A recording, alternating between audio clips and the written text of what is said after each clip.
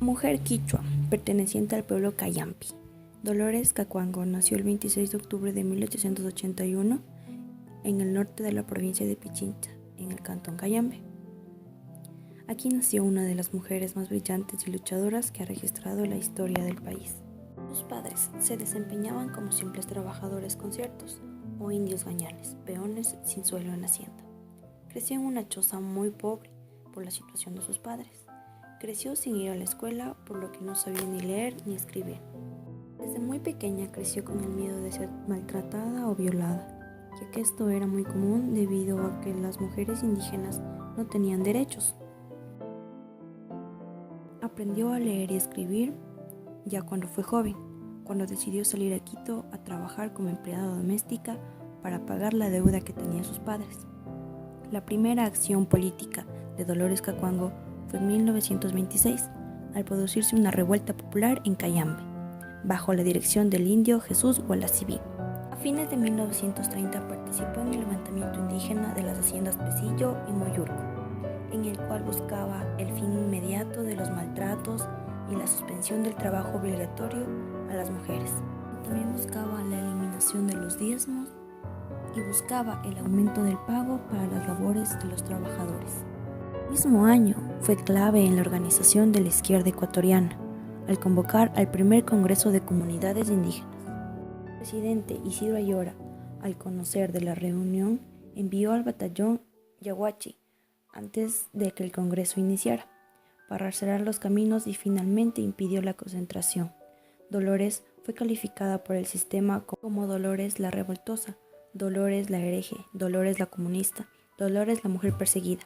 En 1931 presenció junto a sus 3 hijos el incendio de su choza.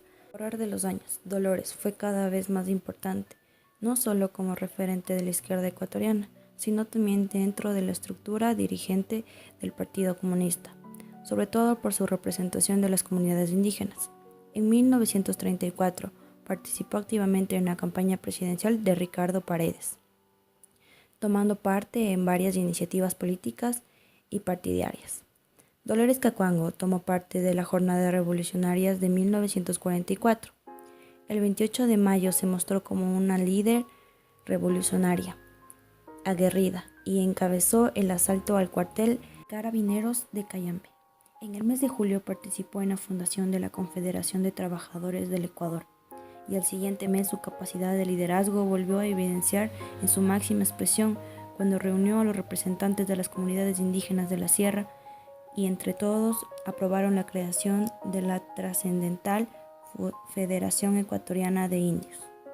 Jesús Gualacibí, el experimentado y viejo dirigente, fue elegido como el primer secretario general, al que sin embargo Dolores lo reemplazó al cabo de unos meses.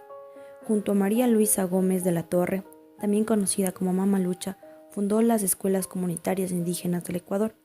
La primera fue creada dentro del sindicato Tierra Libre en Yanahuayco y luego hubo otras en Chimpa, Pesillo y Moyurco, todos los casos dirigidas por maestros indígenas.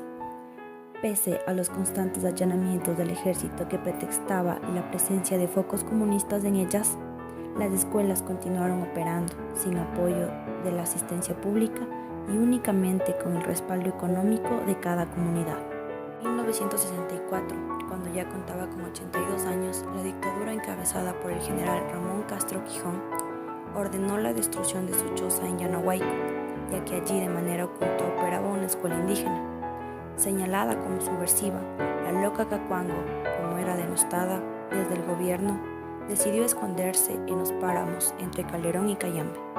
Algunas veces disfrazada como mendiga, llegaba a la casa de su entrañable amiga María Luisa Gómez. Tener noticias de sus camaradas comunistas, el del hostigamiento al que eran sometidos por parte del gobierno, no cegó en ningún momento su ánimo revolucionario.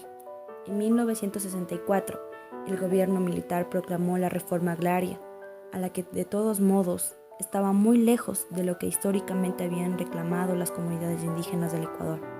Y pese a que no era la reforma que ella deseaba, Dolores brindó su apoyo a esta iniciativa y al frente de una movilización de 10.000 indios provenientes de Cayambe, Quito. Los últimos años de Dolores Cacuango fueron penosos, solitarios, casi de olvido. Su vida se fue apagando poco a poco hasta que finalmente falleció en abril de 1971. Apenas tenía entre 13 y 15 años y ya sentía la amenaza de ser violada. Esto le causó amargura, razón por la cual siente la necesidad de organizar a las mujeres primero y a la comunidad en segundo lugar para librarse de las formas de opresión brutal. Sirvientes, hijos de patrones, primeramente, discúlpenme la mala palabra, venían a violar, sea que sea, guaguas de 10 años, 9 años, y ya chupados de los señores hijos de arrendadores. Como mujer sabía cuál era la explotación de las trabajadoras indígenas, que debían acompañar al marido y trabajar en lo que trabajaba el marido, pero sin percibir salario. Ella sabía de las mujeres que parían hijos de un patrón o que parían hijos después de haber sido violadas. Ella quería que los indígenas fueran reconocidos seres humanos y no animales de explotación. Ella quería que su palabra, sus necesidades, sus derechos fueran considerados por el resto de la gente.